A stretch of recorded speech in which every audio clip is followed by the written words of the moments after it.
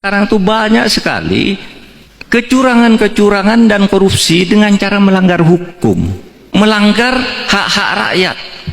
Ada tambang ini dikuasai oleh konglomerat, di backup oleh orang kuat, rakyatnya tidak kebagian. Mau dihukum, penegak hukumnya disuap dulu. Di NTT ini misalnya, yang kasus yang sangat terkenal bagi saya karena saya mendapat laporan itu. Bagaimana ada tanah milik pemerintah itu beralih ke pejabat-pejabat di salah kabupaten di NTT ini. Itu dulu terjadi. Jadi begini, tanah itu ribuan hektar milik adat diserahkan ke Pemda. Nih, Pak Bub, masyarakat adat menyerahkan ini kepada negara melalui bupati, tapi kami minta kompensasi ini, dibayar apa gitu, lalu ada pesta adat diserahkan.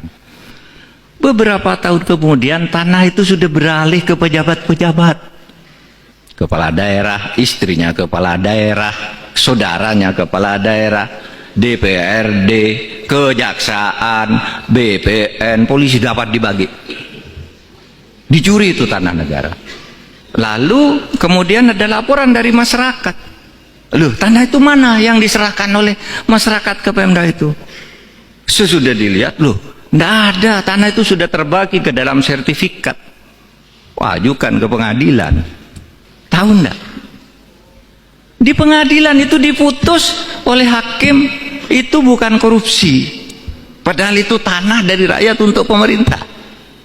Itu bukan korupsi. Kenapa? Katanya, kata pertimbangan hakim, karena meskipun itu sudah diserahkan ke pemerintah, itu belum dicatat di buku kekayaan pemerintah daerah. Hanya belum dicatat aja sudah dianggap bisa dibagi-bagi.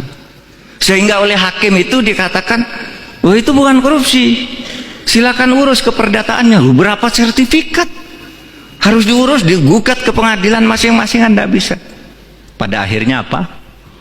Naik di Mahkamah Agung, dibenarkan bahwa itu harus segera dikembali, bahwa itu adalah tanah pemerintah yang belum dicatat. Oleh sebab itu segera catat.